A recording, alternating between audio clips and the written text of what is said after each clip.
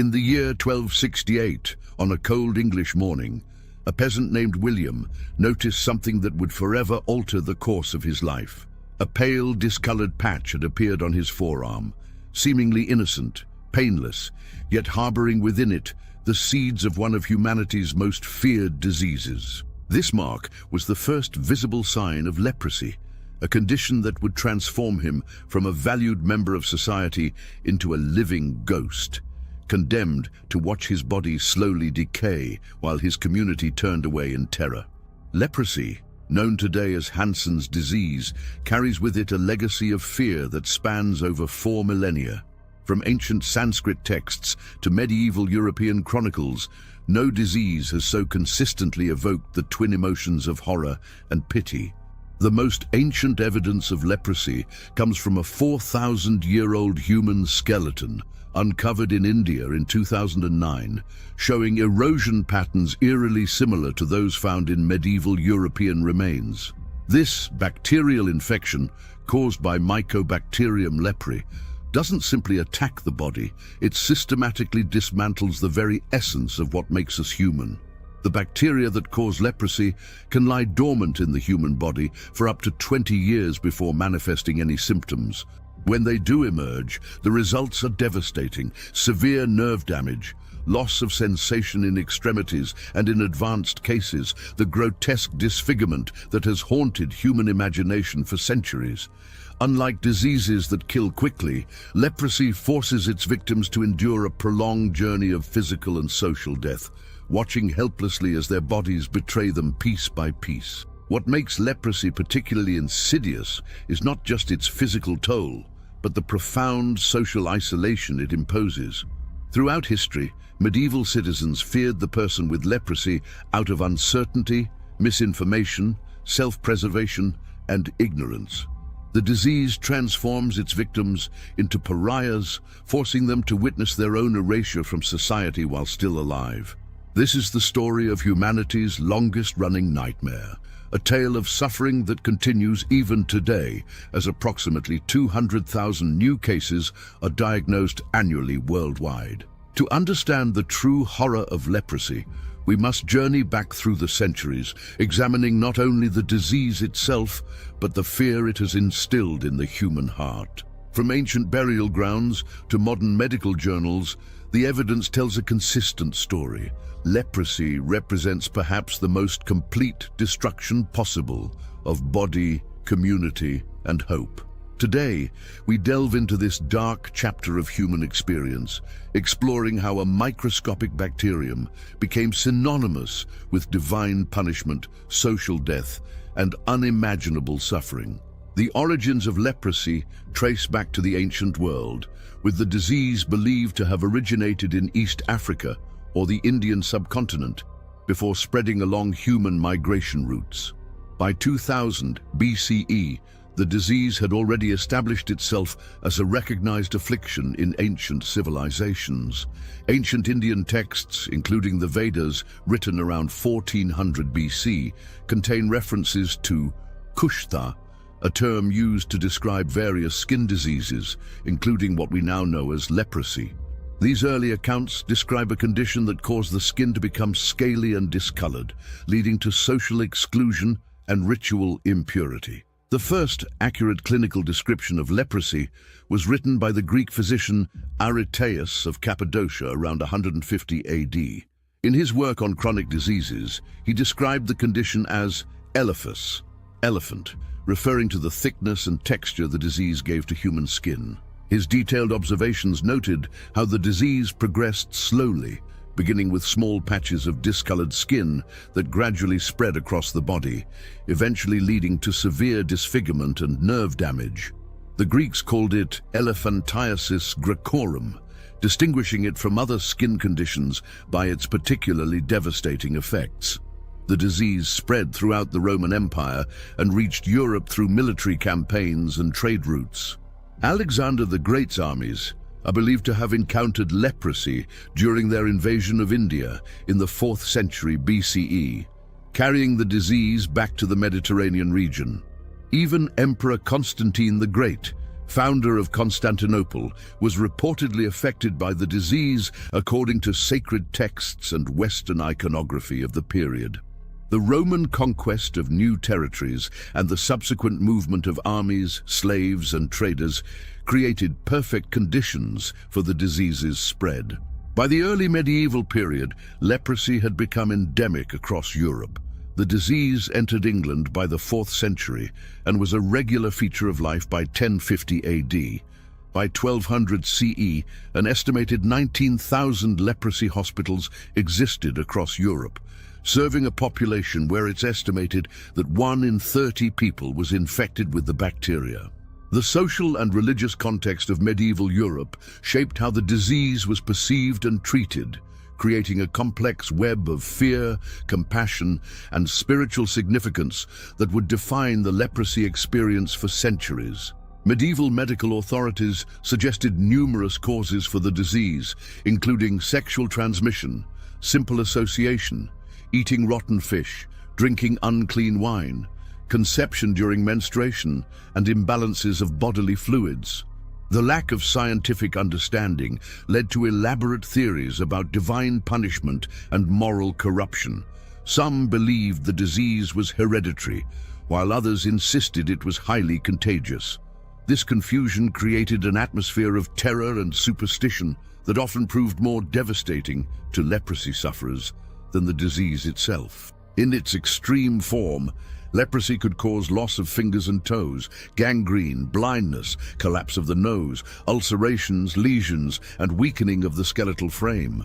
The disease begins insidiously, with barely perceptible changes in skin pigmentation. These initial patches, known as macules, appear lighter or darker than surrounding skin and gradually lose all sensation. As the Mycobacterium leprae bacteria multiply, they systematically attack the peripheral nervous system, creating areas of complete numbness that leave victims vulnerable to repeated injury. The nerve damage can result in a complete inability to feel pain, potentially leading to the loss of parts of extremities from repeated injuries or infection. Fingers and toes don't simply fall off, as popular misconception suggests. Instead, repeated unnoticed trauma causes wounds and infections that gradually consume the digits. Sometimes, the nerve damage makes muscles so weak that bones begin to disintegrate and be reabsorbed by the body itself. This process can take years, forcing victims to watch helplessly as their extremities slowly vanish. The facial disfigurement caused by leprosy proved particularly devastating in medieval society. As the disease progresses, it attacks the facial nerves, causing a characteristic leonine appearance. The nose gradually collapses as cartilage is destroyed, creating a flattened, grotesque visage. The distortion of facial features, loss of feeling in the limbs, and appearance of skin lesions may take up to a decade to manifest. But once visible, they mark the victim as unmistakably diseased. The eyes become affected, often leading to blindness as the bacteria attack the cornea and surrounding tissues. The bacteria can cause severe pain and nerve damage, often leading to a crippling loss of bodily tissue. Eventually, the infection causes not only physical devastation, but psychological torment, as victims remain fully conscious of their deteriorating condition. The progressive nature of the disease means that sufferers experience a prolonged period of increasing disability and disfigurement, while maintaining complete mental clarity. They become witnesses to their own physical dissolution, understanding fully what is happening to them while being powerless to stop it. The sensory symptoms of leprosy created a particularly cruel paradox.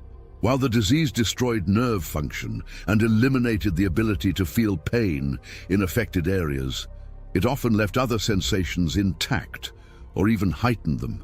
Victims might lose all feeling in their hands and feet, while experiencing excruciating nerve pain elsewhere in their bodies. This combination of numbness and agony created a living nightmare where the absence of sensation proved as terrifying as its presence, leaving sufferers in a constant state of anxiety about injuries they could not feel. The historical record preserves numerous accounts that illuminate the daily reality of living with leprosy in medieval times.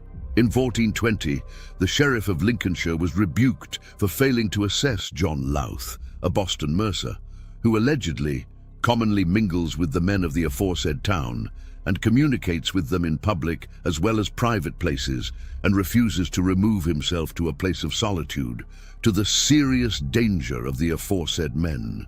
This case reveals both the fear surrounding the disease and the resistance of some sufferers to accept social isolation.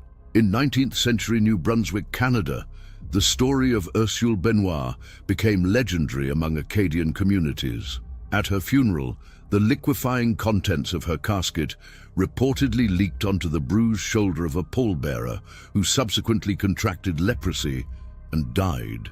Whether this account is medically accurate or simply folklore, it demonstrates the terror that surrounded even the dead bodies of leprosy victims. Following this incident, cases began appearing throughout the region, leading to the establishment of a harsh quarantine system. An 1844 New Brunswick Commission identified 18 still living victims and ordered the afflicted men, women, and children, some as young as 8, rounded up and segregated in an old cholera quarantine station on Sheldrake Island, located at the mouth of the Miramichi River. Dr. Robert Bayard, writing in The Lancet, described their fate. The crimeless sufferer has been condemned by the legislator of his country to perpetual imprisonment. These individuals were essentially sentenced to death by isolation, cut off from families and communities with no hope of return. Archaeological evidence from medieval England tells more hopeful stories. The skeleton of a young pilgrim, designated SK-27 by researchers, was discovered in the cemetery of St. Mary Magdalene Hospital in Winchester. Analysis revealed he had traveled from southern Europe or northern Africa to die in England, yet he was buried with the rest of the cemetery population rather than separately, suggesting acceptance rather than rejection. His presence at a pilgrimage site challenges modern misconceptions about universal ostracism of leprosy sufferers. At Kalaupapa on the Hawaiian island of Molokai, thousands of patients were forcibly relocated to an isolated peninsula surrounded by treacherous sea cliffs. Most died within a decade of arrival, their final years spent in a community that was simultaneously a prison and a refuge. The Belgian priest Father Damien became famous for his work among these patients, eventually contracting the disease himself. His letters describe the daily struggle of maintaining human dignity in the face of progressive physical destruction and complete social abandonment. Medieval explanations for leprosy varied dramatically, ranging from divine punishment for sin to viewing sufferers as Christ-like figures whose earthly suffering guaranteed them direct passage to heaven. Some believed that lepers were enduring purgatory on earth and would therefore go directly to heaven when they died, making them closer to God than other people. Those who cared for them or made charitable donations believed such good works would reduce their own time in purgatory. This spiritual framework created a complex social dynamic where lepers were simultaneously feared and revered. At least 320 religious houses and hospitals for the care of lepers were established in England between the end of the 11th century and 1350. These houses were usually built on the edge of towns and cities, or in rural areas near crossroads or major travel routes. Lepers needed to stay in contact with society to beg alms, trade items, and offer services such as praying for the souls of benefactors. The leprosaria functioned as semi-permeable barriers, keeping patients partially isolated while maintaining their economic and spiritual connections to the broader community. Care in religious leper houses centered as much on a person's spiritual needs as on their physical problems. Most hospitals consisted of cottages built around a detached chapel where praying and singing continued throughout the day. The emphasis was on cleanliness and wholesome food. Clothes were washed twice a week, and a varied diet was supplied if possible, often from the house's own fields and livestock. Many houses had fragrant gardens of flowers and healing herbs, and residents took part in their upkeep. These institutions represented medieval society's attempt to balance fear with Christian charity.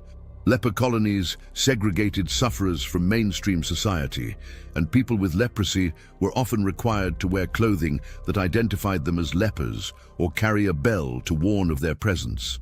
Those not confined within asylums had to wear a special garb and carry a wooden clapper to give warning of their approach. They were forbidden to enter inns, churches, mills, or bakehouses, to touch healthy persons or eat with them, to wash in the streams, or to walk in narrow footpaths. These restrictions created a parallel society where lepers existed in a liminal space between the living and the dead. Some leper colonies issued their own money or tokens, believing that allowing people affected by leprosy to handle regular currency could spread the disease. This practice reveals how thoroughly the fear of contagion permeated medieval society, extending even to inanimate objects. Some medieval churches had lepers' squints, small windows or openings through which lepers could view religious services from a distance. These architectural features stand as permanent reminders of a time when spiritual comfort was offered with careful physical separation. Attitudes began to change in the 14th century, particularly after the horrors of the Black Death, 1347 to 1350. Fear of contagion led to greater restriction and isolation, while abusive and corrupt practices increased. The devastating plague fundamentally altered medieval society's relationship with disease, making people more suspicious of any form of contagion. After the Black Death, medieval societies were more concerned about contagion and disease, resulting in harsher treatment of leprosy sufferers who were forced into stricter isolation and subjected to social restrictions, abuse, and corruption.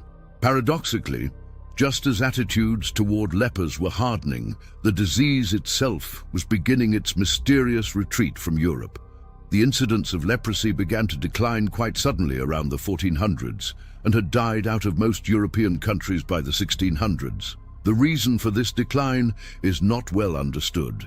Some believe it was due to increased quality of living conditions, including nutrition, clean water, and sanitation, leading to improved immune systems. Another theory relates to the spread of tuberculosis, as the TB and leprosy germs are similar, and immunity to leprosy may have developed as TB spread across the continent. In 1873, Norwegian physician Gerhard Armauer Hansen discovered Mycobacterium leprae, the bacteria that causes leprosy. This was the first bacterium to be identified as causing disease in humans. Hansen's discovery revolutionized understanding of the disease, proving it was caused by a specific organism rather than moral failing or divine punishment. However, this scientific breakthrough came too late for the millions who had suffered under centuries of ignorance and superstition. In 1941, Dr. Guy Henry Faget successfully treated patients at the National Leprosarium in Carville, Louisiana, with the drug Promin. With Promin, Hansen's disease became a curable disease. Since 1981, the WHO has provided multi-drug therapy, MDT, across the world free of cost, making leprosy completely curable with proper treatment. The development of effective antibiotics finally ended leprosy's reign of terror, though the social stigma proved more resistant to treatment than the bacteria itself. Despite these medical advances, stigma and prejudice remain against those who have Hansen's disease. Individuals affected by the disease often face social isolation and discrimination, particularly in regions where the illness is prevalent. The Leprosy Mission is working to raise awareness across Asia and Africa so people can recognize early signs and symptoms and break down myths that allow leprosy stigma to continue, with a goal to end transmission of this 4,000-year-old disease by 2035. The battle against leprosy has evolved from a medical challenge to a social one.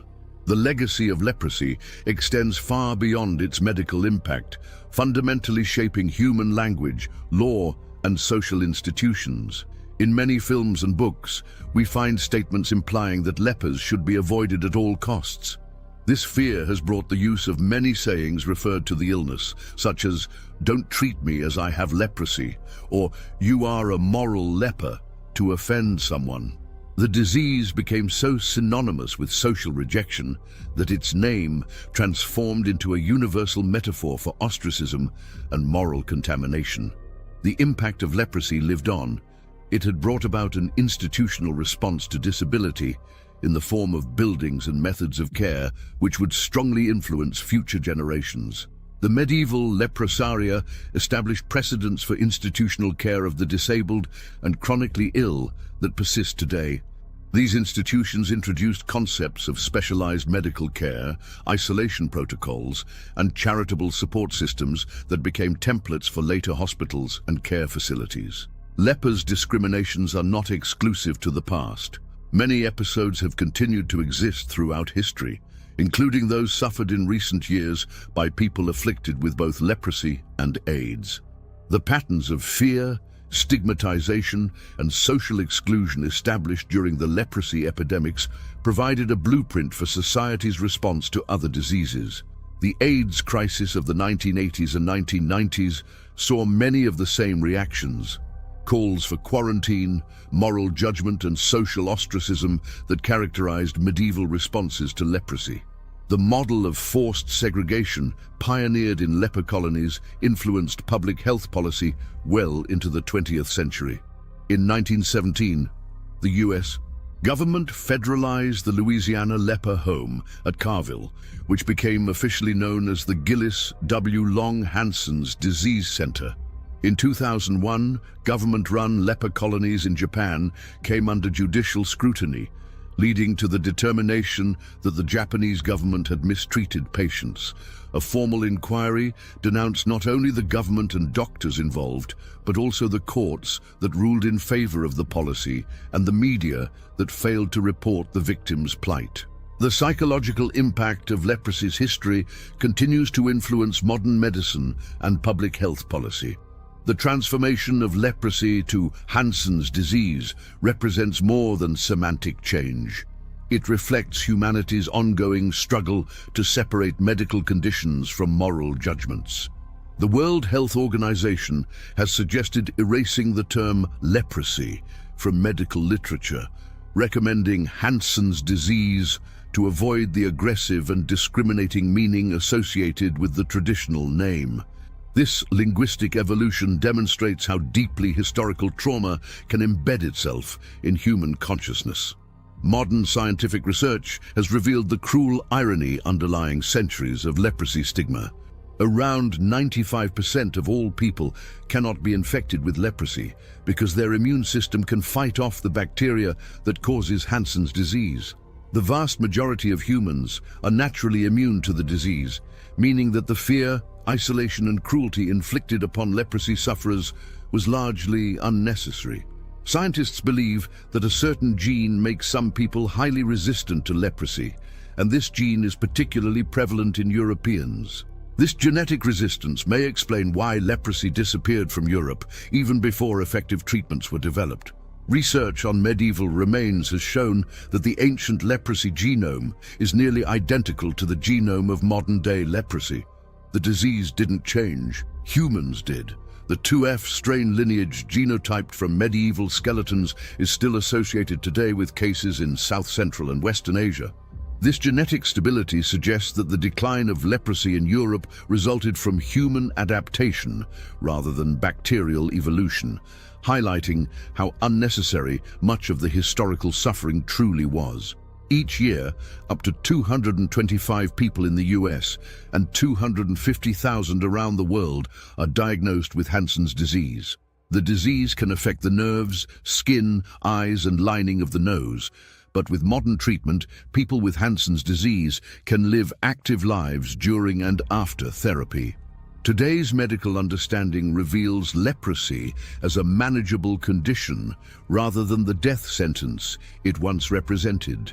Early diagnosis and proper antibiotic treatment can prevent all the horrific complications that terrified previous generations. Although leprosy still occurs, it was eliminated as a public health problem in 2000, according to the World Health Organization, which means there is less than one case per 10,000 people. This achievement represents one of medicine's greatest triumphs over historical terror. However, in some regions, the ancient stigma persists, preventing people from seeking treatment and perpetuating unnecessary suffering. The battle against leprosy continues not in laboratories or hospitals, but in the realm of human consciousness and social acceptance.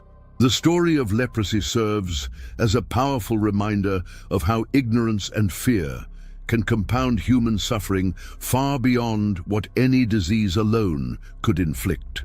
The idea of sinfulness and the misconception that leprosy was highly contagious was largely influenced by Victorian medical historians with a segregationist agenda.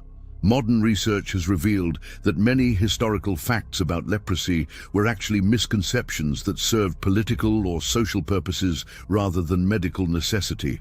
Many people think of leprosy as an ancient disease. That is both wrong and right. It is both an ancient disease and a modern disease. As we stand in the 21st century, approximately 200,000 people worldwide continue to be diagnosed with Hansen's disease annually, though modern medicine has transformed it from a death sentence into a completely curable condition. The physical battle against leprosy has been largely won, but the psychological and social war continues in communities where ancient fears still override medical knowledge. The technological advances that have conquered leprosy reveal the profound tragedy of historical ignorance. What once required centuries of suffering and social ostracism can now be cured with a simple course of antibiotics lasting 6 to 12 months. Multi-drug therapy has been provided free worldwide by the WHO since 1981, making treatment accessible even in the poorest regions. Yet in some communities, the fear instilled by 4 millennia of terror prevents people from seeking this readily available cure, perpetuating unnecessary suffering and transmission. The lessons of leprosy extend far beyond medical history into the realm of human nature itself. The disease serves as a mirror, reflecting humanity's capacity for both cruelty and compassion, ignorance and enlightenment. Medieval responses to leprosy could be complex and contradictory. Fears of infection could exist alongside care and reverence for the afflicted, with processes in place to manage care with respect. This duality reveals the eternal tension between fear and empathy that continues to shape human responses to difference and disease. The medieval leper, shuffling through history with bell and clapper, warning the world of their approach, has become an eternal symbol of humanity's struggle with the other, the diseased, the different. Their story reminds us that the true horror of any disease lies not in its biological impact alone, but in how society chooses to respond to those who suffer.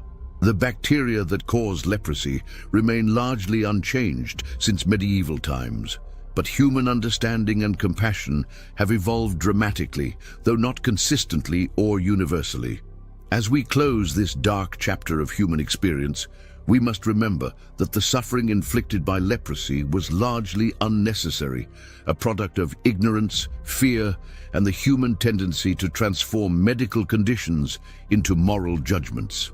The real tragedy of leprosy lies not in the bacterial infection itself, but in the social infection of fear and stigma that proved far more resistant to treatment than any microorganism. In understanding this history, we arm ourselves against repeating similar errors in the face of future medical challenges, honoring the memory of those who suffered not only from disease, but from the cruelty of human ignorance.